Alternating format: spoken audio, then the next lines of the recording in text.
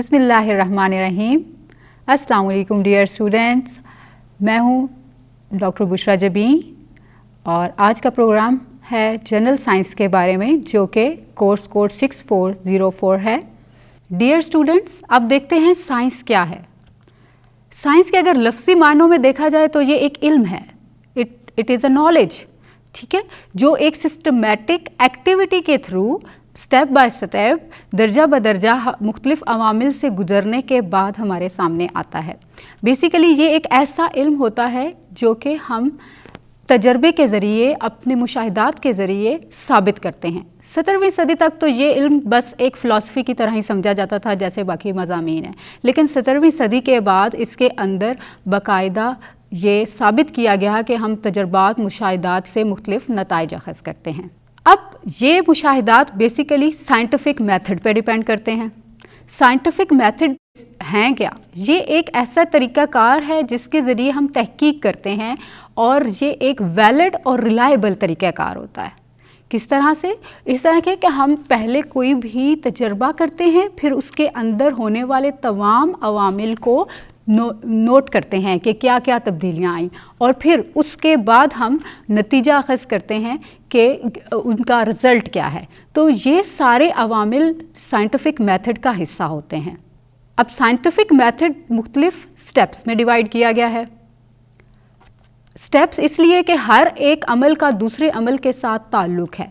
इसके लिए हम डिफरेंट तरीक़ेकार को और सोर्सेज को यूज़ करते हुए डिफ़ाइन करते हैं। सबसे पहला जो स्टेप है वो है आइडेंटिफिकेशन ऑफ प्रॉब्लम, कि मसला है क्या, वो मसला क्या है जिसके बारे में हम बात करना चाह रहे हैं। फिर उसका बैकग्राउंड रिसर्च, कि इससे पहले इस मसले के बारे में क्या क्या ख़यालात का इजहार किया जा चुका है या उसके अंदर क्या डिटेल्स हैं। तीसरा step usually formulation of hypothesis होता है, यानी आप फ़र्ज़ कर लें कि ऐसा करने से ये होगा या नहीं होगा। चौथा है designing and planning of experiment, आप कोई भी तजर्बा खुद भी किसी तरीके से डिज़ाइन कर लें। नेक्स्ट स्टेप है कंडक्टिंग ऑफ एक्सपेरिमेंट, जो भी आपने अब तक नॉलेज हासिल किया उसको आप तजर्बे के ज़रिए उसको साबित करने के लिए तजर्बा करें, चाहे वो लेबॉर्ट्री के अंदर हो, चाहे वो किसी डाटा को कलेक्ट करने के ज़रिए हो। उसके बाद जो डाटा कलेक्शन होगी उसको हम एनालाइज़ करेंगे। एनालिसिस के बाद उस डाटा के ज़रिए कुछ ना कुछ रिज़ल्ट्स कंक्लूड होंगे, और यूजुअली लास्ट स्टेप होता है रिपोर्टिंग दैट डाटा, यानी आप उसे किसी सूरत में पब्लिश करते हैं या किसी और फॉर्म के अंदर एक रिपोर्ट के फॉर्म में जमा कराते हैं। आइए अब इन सारे स्टेप्स को वन बाय वन स्टडी करते हैं। सबसे पहले जो मैंने आपको बताया कि identification of problem. Identification of problem है क्या? यानी आप देखें, फॉर एग्ज़ाम्पल आपके इर्द गिर्द एक इलाका है, उसके अंदर लगातार बहुत सारे लोग मर रहे हैं, तो आप देखेंगे कि आखिर वजह क्या है। तो इसका मतलब है उस सोसाइटी का इशू ये है कि बहुत सारे लोग लगातार मर रहे हैं। अब क्वेश्चन क्या होगा कि क्यों ये लोग मर रहे हैं? तो इसका मतलब है हम एक आइडेंटिफाई कर लिया हमने प्रॉब्लम सोसाइटी के अंदर। तो सबसे पहला काम जो होता है वो है आइडेंटिफिकेशन ऑफ प्रॉब्लम। जैसे ही आप आइडेंटिफाई कर लेते हैं तो दूसरा स्टेप आ जाता है, वो है बैकग्राउंड रिसर्च। आप बैकग्राउंड रिसर्च के अंदर ये रिलेट करते हैं कि आखिर इस प्रॉब्लम की वजह क्या हुई।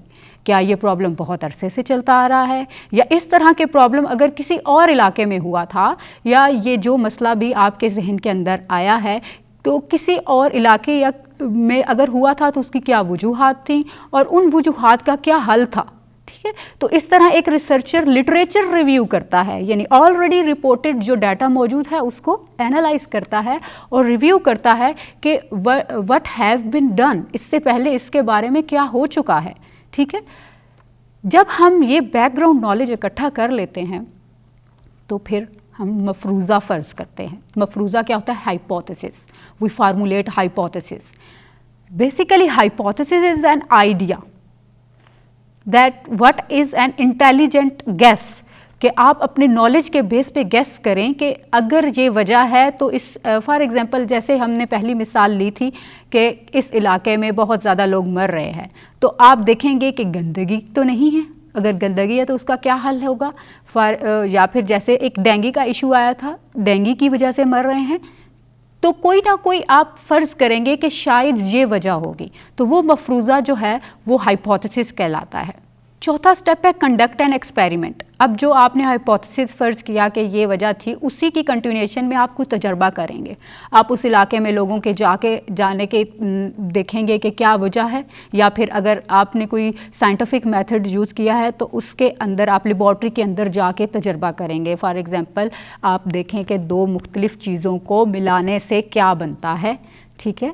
और अगर हम लोगों की डेथ वाली वजह की तरफ अगर जाएं तो क्या लोगों से जाके पूछेंगे कि जिस घर में ज़्यादातर डेथ्स हो जाएं, क्या वहाँ ओपन वाटर है या कोई और रीज़न है जिसकी वजह से, जो कॉन्स्टेंटली और कॉमन रीज़न है, तो यह एक्सपेरिमेंटली ऑन द ग्राउंड हो रहा होता है। So conduct an experiment is a basic thing, और ये एक्सपेरिमेंट आपके प्रीवियस नॉलेज के बेस पे हो रहा होता है, जो आपने लिटरेचर रिव्यू किया है या सर्वे किया है। जब आप तजर्बा करते हैं तो आप कुछ ना कुछ देखते हैं कि डाटा कलेक्ट करते हैं, कि कुछ मुशाहिदात होते हैं, कुछ ऑब्जर्वेशन होती हैं जिनको आप किसी वैल्यू की फॉर्म में लिखते हैं। अब वो वैल्यू नंबर्स भी हो सकते हैं, कोई इक्वेशन भी हो सकती है, यानी किसी ना किसी फॉर्म में आप डाटा को क्या करते हैं, कलेक्ट करते हैं। तो ये जो डाटा कलेक्शन होती है ये मोस्ट इंपॉर्टेंट है। इसके अंदर प्रिसीजन एंड एक्यूरेसी होनी चाहिए। दो टर्म्स यूज़ कर रही हो स्टूडेंट्स, ध्यान दीजिएगा, प्रिसीजन एंड एक्यूरेसी। प्रिसीजन ये होती है कि जो भी डाटा आप कलेक्ट करें ना, वो उसकी वैल्यूज़ आपस में मैच होनी चाहिए, ठीक है। और एक्यूरेसी ये होती है कि जो आपका एक टारगेटेड वैल्यू है, क्या उससे भी मैच कर रहे हैं, यानी एक्चुअल रिजल्ट से मैच कर रहे हैं। और एक आइडियल रिजल्ट के लिए एक्यूरेसी और प्रिसीजन दोनों का होना बहुत ज़रूरी है।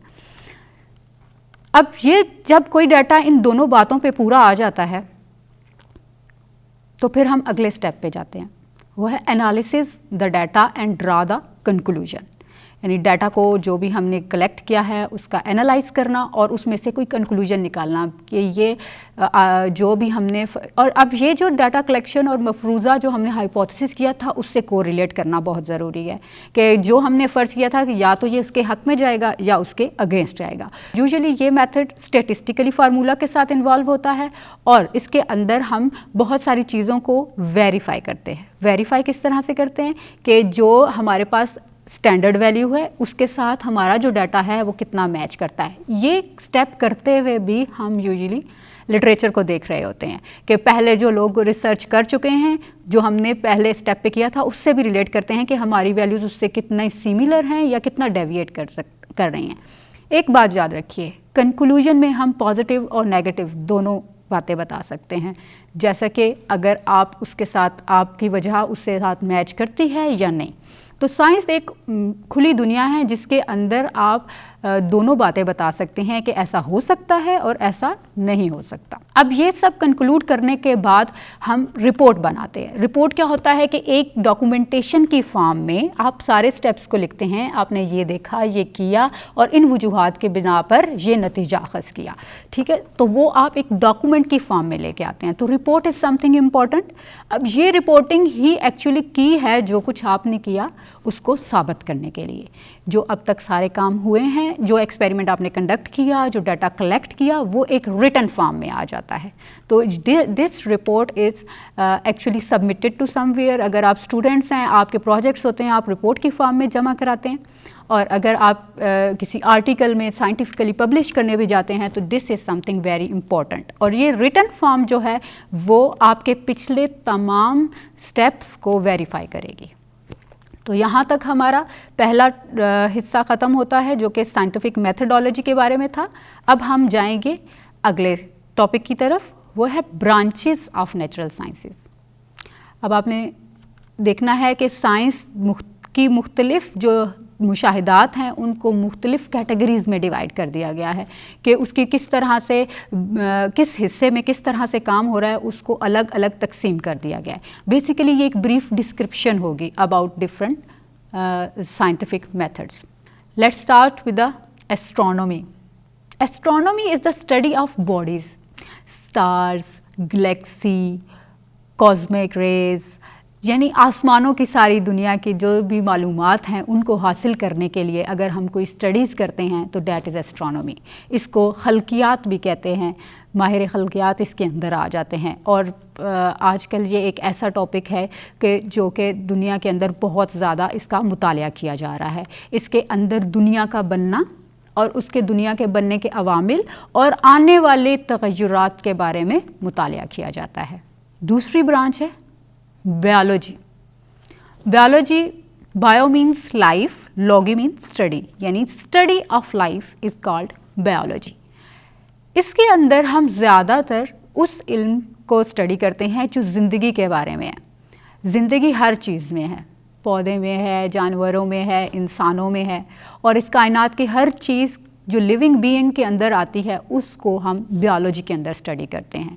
इसमें स्मॉलेस्ट लिविंग ऑर्गेनिज्म जैसे कि माइक्रो ऑर्गेनिजम्स भी शामिल हैं, इसमें समंदर की दुनिया भी शामिल है, और इसमें कायनात की तमाम तख्लीक़ात, ऐसी मखलूक़ात जो शायद इंसान के लिए ही बनाई गई हैं, उन सब की ज़िंदगी, उसमें होने वाले अवामिल का मुतालिया किया जाता है।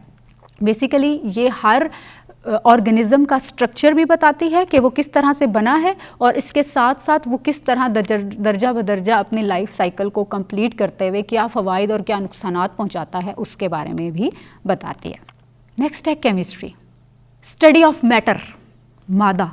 ये जो हम हर चीज़ किसी न किसी चीज़ से मिलके बनी है, मादा से मिलके बनी है, जिसका स्मॉलेस्ट यूनिट जो है वो एटम कहलाता है।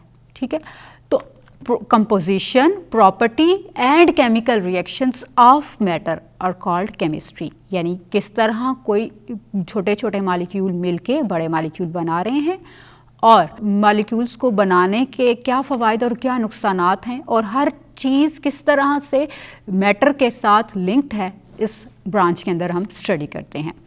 यानी स्मॉलेस्ट यूनिट एटम से लेके लार्जेस्ट मॉलिक्यूल्स तक हम इसके अंदर स्टडी करते हैं। केमिस्ट्री जो है वो सिर्फ नेचुरल सब्सटेंसेस तक ही मुनहसर नहीं है, इसमें हम कुदरती अवामिल को भी स्टडी करते हैं कि कोई भी चीज़ किस तरह से दूसरे एटम्स के साथ मिलके बनी है। जैसा कि आप पानी का ही मॉलिक्यूल ले लें, उसमें एक ऑक्सीजन और 2 हाइड्रोजन है, आपस में मिलके H2O बना रहे हैं, आपकी डेली ज़िंदगी का हिस्सा है। तो ये केमिस्ट्री एक अमल है कि किस तरह ऑक्सीजन और हाइड्रोजन मिलके मैटर बना रहे हैं। ठीक है, इसी तरह नेचुरल के अलावा हम सिंथेटिकली लेबॉर्ट्री के अंदर भी बहुत सारी चीज़ें कर रहे होते हैं, इसलिए केमिस्ट्री बहुत हर मादे में क्योंकि इन्वॉल्व है, तो इसको मज़ीद कुछ और ब्रांचेस में भी तकसीम किया गया है।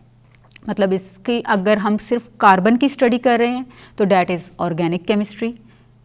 If we are studying about physical phenomena, जैसे कि फ़िज़िक्स से रिलेट हम कर रहे हैं केमिस्ट्री को, तो that is under the heading of physical chemistry. इसमें फार्मूलेशन, गैस लॉ, थर्मोडायनेमिक्स, ये सब आ जाते हैं। तीसरा हिस्सा है इसकी जो मोस्ट फेमस ब्रांच है वो है इनऑर्गेनिक केमिस्ट्री। अगर आपको याद हो तो मैंने अभी आपको बताया कि कार्बन वाले कंपाउंड्स ऑर्गेनिक हैं, ऑर्गेनिक केमिस्ट्री में आएंगे। अब कार्बन के अलावा जितने भी कंपाउंड्स हैं जिसमें कोई भी निकल, हाइड्रोजन, कैल्शियम, जितने भी मेटल्स हैं, नॉन मेटल्स हैं, ये सब under the heading of inorganic chemistry study किए जाते हैं। सो ऑर्गेनिक, फिजिकल, इनऑर्गेनिक। अब इन तीनों को एनालाइज करने के लिए जो केमिस्ट्री यूज़ की जाती है वो है analytical chemistry. Analytical chemistry basically analyse करती है डाटा को कि क्या कंसंट्रेशन है, किस तरह से छोटे छोटे मॉलिक्यूल्स किस मिकदार में मिल रहे हैं। जैसे अभी मैंने कहा 1 ऑक्सीजन और 2 हाइड्रोजन, तो 1:2 रेशो है जो मिलके वाटर बना रही है। तो इसलिए एनालिटिकल केमिस्ट्री ये काम करती है कि रेशोज़ को बताती है कि किस तरह से हमने क्या एनालिसिस है, किस तरह से एटम्स मिल रहे हैं और उनकी स्टडी हो रही है। और लेटेस्ट मॉडर्न जो केमिस्ट्री है उसकी हेडिंग में आ रहा है nuclear chemistry. That is about nucleus. Basically इसके अंदर हम न्यूक्लियस की स्टडी करते हैं कि इसके अंदर आपकी एटॉमिक एनर्जी और इस तरह के जो टॉपिक्स हैं वो आ जाते हैं। डिफरेंट न्यूक्लियस किस तरह से फिशन और फ्यूजन्स के रिएक्शंस करके आप नए सेल बना सकते हैं।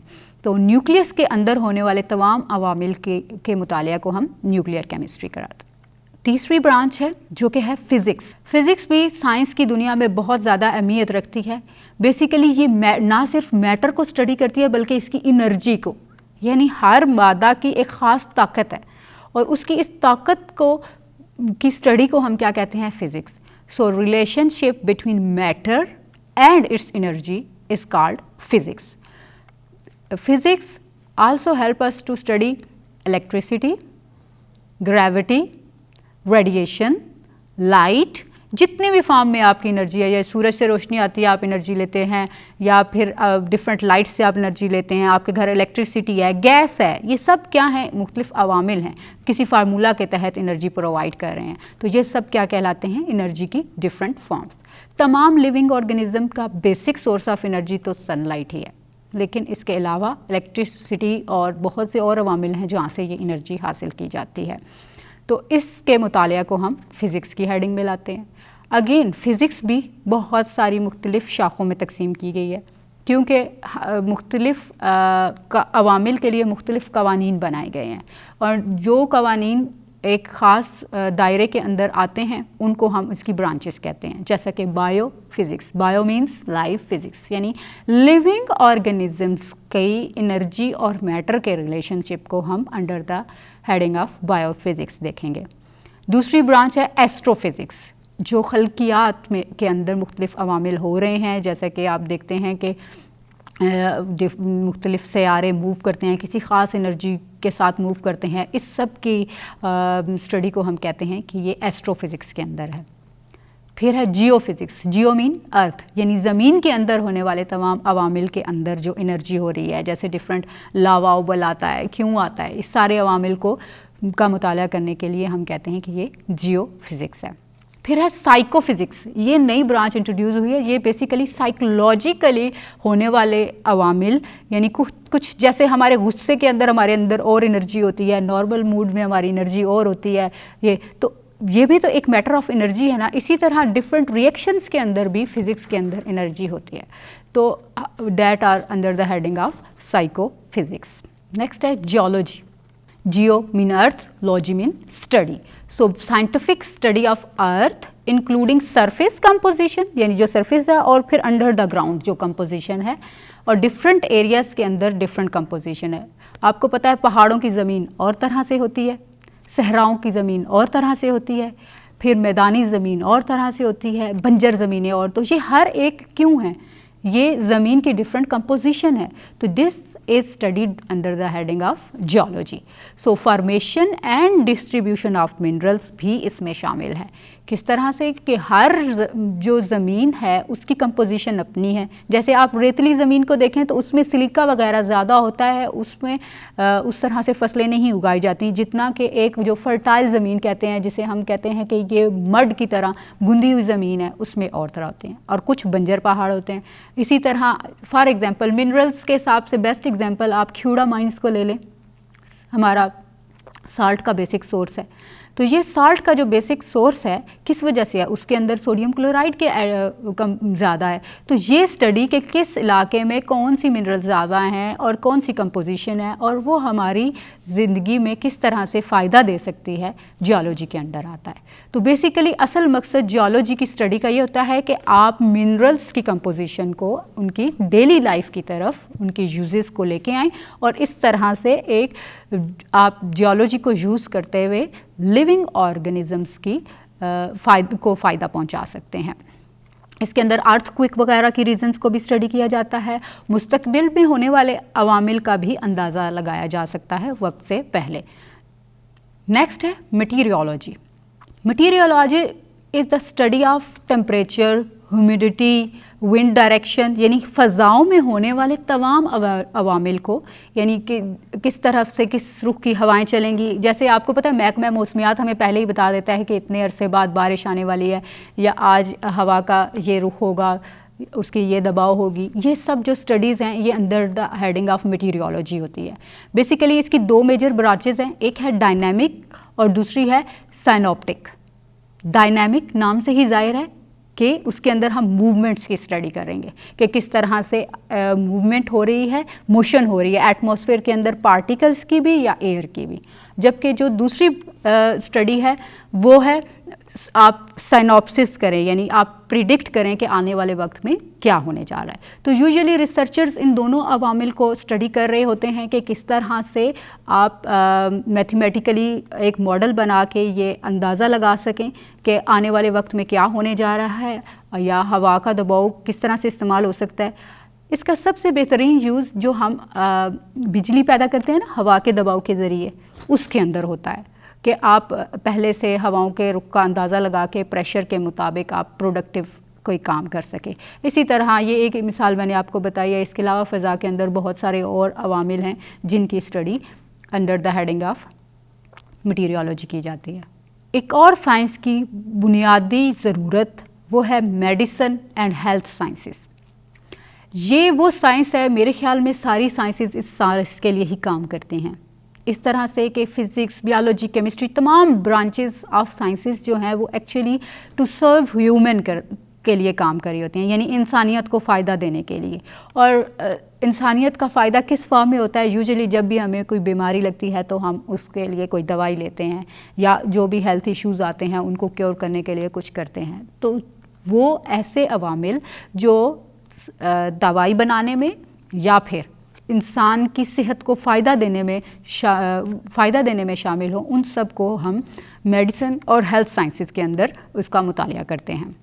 ये बुनियादी रोल है जिसकी खातिर शायद सारी साइंसेस काम कर रही होती हैं। इसके अंदर जो भी रिसर्च या डेवलपमेंट की जाती है वो इंसानियत के ज़्यादा से ज़्यादा फ़ायदा देने के लिए, हेल्थ इश्यूज़ को रिज़ॉल्व करने के लिए की जाती है। फॉर एग्ज़ाम्पल, कैंसर का बेसिक इशू आज काफ़ी अरसे से रहा है और आज तक भी इसका बुनियादी कोई दवाई ईजाद नहीं हो सकी।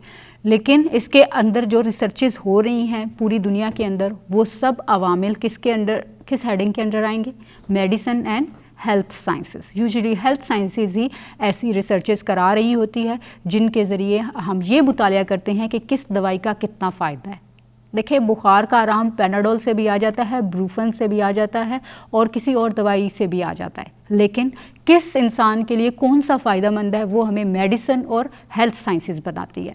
तो इस तरह ये जो डेवलपमेंट आती हैं ये सब जो हैं वो मेडिसिन और हेल्थ साइंसेस की रिसर्चर से आती हैं।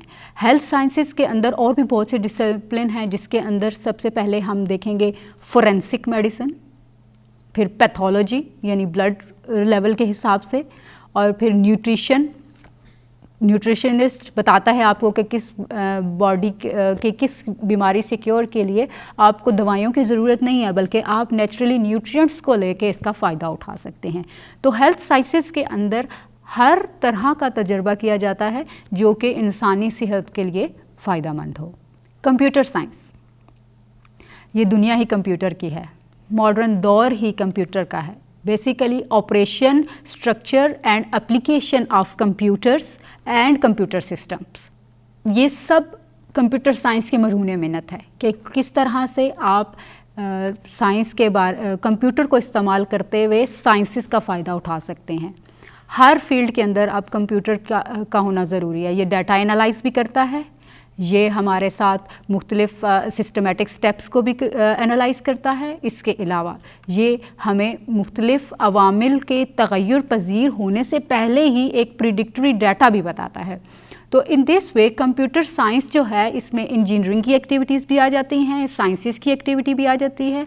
कंप्यूटर के अंदर ऐसे ऐसे सॉफ्टवेयर्स आ गए हैं जो कि प्रिडिक्ट कर लेते हैं कि क्या डिज़ीज़ है या उसका क्या क्योर है। तो ये सब जो है वो under the heading of computer science आता है। Engineering is a practical application of science, यानी जो भी आपने मैथमेटिकली कैलकुलेट किया है, फिज़िकली फार्मूला फिज़िक्स से डेराइव किया है, उसको इंजीनियर्स प्रैक्टिकली इम्प्लीमेंट करते हैं। आपके इर्द गिर्द जितनी भी बिल्डिंग्स बन रही हैं वो एक ख़ास एंगल के थ्रू, एक ख़ास स्ट्रक्चर के थ्रू खड़ी हो रही होती हैं। तो वो इंजीनियर्स ही हैं जो ये फार्मूलेट करते हैं कि इसको किस एंगल से करना है। इंजीनियरिंग की अगर हम देखा जाए तो अप्लाइड साइंसेज में बहुत सारी टाइप्स हैं जिसके अंदर बहुत सारी टेक्नोलॉजीज़ भी इन्वॉल्व होती हैं जो ना सिर्फ कम्युनिकेशन में हेल्प करती हैं बल्कि उनके वर्किंग में भी हेल्प करती हैं। अब इंजीनियरिंग की बहुत सी टाइप आ जाती हैं, जैसे कि इलेक्ट्रिकल इंजीनियरिंग है तो उसमें आप देखें कि वो इलेक्ट्रॉनिक्स या इलेक्ट्रिसिटी से रिलेटेड सर्च कर रहे होते हैं। इसके अलावा अगर आप देखें मटीरियल और साइंसेस की एनर्जी को स्टडी करने वाले इंजीनियर्स हैं, फिर अर्थ साइंसेस को स्टडी करने वाले इंजीनियर्स हैं। तो इसका मतलब ये है कि इंजीनियरिंग का रोल ज़िंदगी के हर अमल के अंदर इन्वॉल्व है। तो यहाँ पर हम अपने आज के तमाम टॉपिक का इख्तिताम करते हैं और इसके अंदर जो आज हमने मुतालिया किया उसमें शामिल है साइंस। साइंस क्या है? हमारी रोज़मर्रा ज़िंदगी में होने वाले अवामिल का तजर्बाती अंदाज में मुतालिया करना। फिर हमने देखा कि साइंटिफिक डिफरेंट जो मेथड्स हैं उनको किस तरह से क्लासीफाई किया गया है और उनकी क्लासिफिकेशन लिटरेचर में किस हिसाब से है। फिर हमने साइंटिफिक मेथड के अंदर काफ़ी फोकस किया, जिसके अंदर हमने सबसे पहले उसका देखा कि हम कोई ना कोई प्रॉब्लम आइडेंटिफाई करते हैं और उसके बाद उसको हम स्टेप वाइज हाइपोथेसाइज करके एक्सपेरिमेंटली डाटा कंक्लूड करके एंड पे हम उसका एक्सपेरिमेंटल टेस्ट करके उसको रिव्यू करके एक रिपोर्ट की फॉर्म में सबमिट कराते हैं। तो ये साइंटिफिक मेथड के डिफरेंट स्टेप्स थे। उसके बाद जो हमारा दूसरा टॉपिक था वो था अप्लाइड साइंसेस की डिफरेंट ब्रांचेस, कि साइंस की कौन कौन सी ब्रांचेस हैं और उनके क्या मकासद हैं, जिसके अंदर हमने बायोलॉजी, फिज़िक्स, केमिस्ट्री और इसके साथ हमने एस्ट्रोनॉमी, इंजीनियरिंग, कंप्यूटर साइंस, इन सब की ना सिर्फ डेफिनेशंस देखी बल्कि उनके रोज़मर्रा ज़िंदगी के अंदर इस्तेमाल होने वाले अवामिल को भी मुतालिया किया। ये था आज का हमारा टॉपिक इंट्रोडक्शन टू साइंस, जो कि आपके कोर्स जनरल साइंस 6404 का हिस्सा था। इसके साथ मुझे इजाज़त दीजिए। अल्लाह हाफिज़।